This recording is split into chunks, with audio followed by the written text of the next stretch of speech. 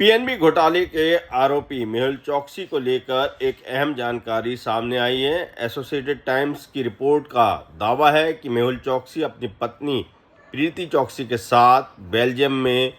छुपे हुए हैं, वहां पर रह रहे हैं और ऐसा भी दावा किया गया है कि वहां की जो टेम्परेरी नागरिकता है उसको पाने के लिए मेहुल चोकसी ने फर्जी दस्तावेज का इस्तेमाल किया है। ये जानकारी सामने आने के बाद जो भारतीय जांच एजेंसी हैं सीबीआई और ईडी वो एक बार फिर से सक्रिय हो गई हैं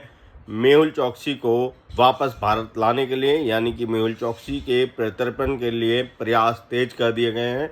विदेश मंत्रालय भी लगातार बेल्जियम सरकार के संपर्क में है और ऐसा माना जा रहा है कि सारे संभव प्रयास करते हुए मेहुल चोकसी को जल्द से जल्द भारत लाने की कवायद शुरू कर दी गई है। यहाँ पर एक रोचक बात ये भी सामने आई है रिपोर्ट के माध्यम से ही कि मेहुल चोकसी खुद को बचाने के लिए अब स्विट्ज़रलैंड जाने की सोच रहा है और ये रिपोर्ट में दावा किया गया है कि मेहुल चोकसी वहाँ पर किसी हॉस्पिटल में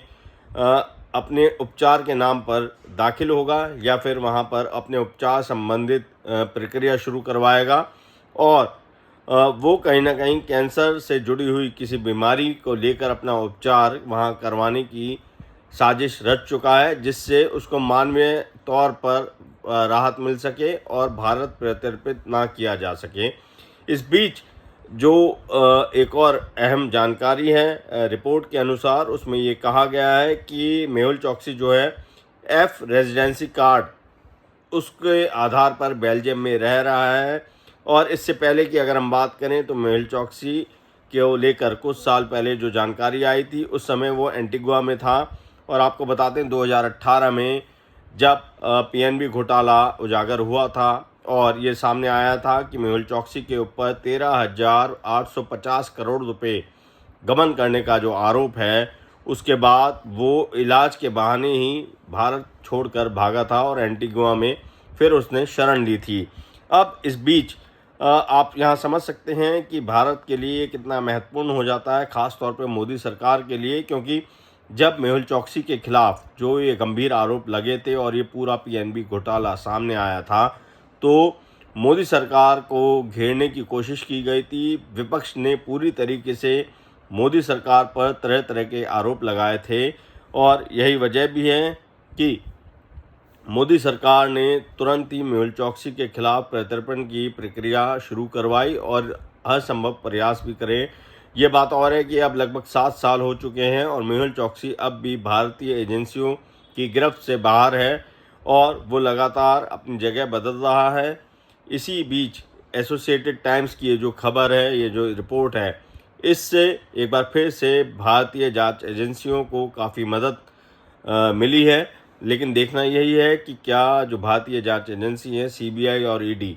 वो मेहुल चोकसी को भारत वापस लाने में कामयाब हो पाती हैं या नहीं, या फिर मेहुल चोकसी अब अपनी गिरफ्तारी और प्रत्यर्पण से बचने के लिए किस तरीके के हथकंडे अपनाता है। आप यहाँ पर ये देखेंगे कि अगर हम बात करें मेहुल चोकसी को लेकर तो उसको जो भारतीय अदालत हैं उन्होंने भगोड़ा घोषित किया हुआ है और ऐसे में एक भगोड़ा जो हमारे देश का भगोड़ा है, आर्थिक अपराध का वो आरोपी है, उसको भारत लाना काफ़ी महत्वपूर्ण होता है क्योंकि उसके ऊपर 13,000 करोड़ से भी ज़्यादा रुपए के गबन करने का आरोप है। ये जो संपत्ति है, ये जो रुपए हैं, ये जो रकम है, ये भारत देश के नागरिकों के टैक्स गाड़ी कमाई का ही हिस्सा है और ऐसे में मोदी सरकार की साख भी इस पर जुटी हुई है। तो अब हमें इंतज़ार यही है कि आने वाले दिनों में मेहुल चोकसी को लेकर क्या कार्रवाई हो पाती है, भारत अपने मकसद में कितना सफल हो पाता है, कितना नहीं हो पाता है, इसके लिए कुछ दिनों का हमें इंतज़ार करना ज़रूर चाहिए।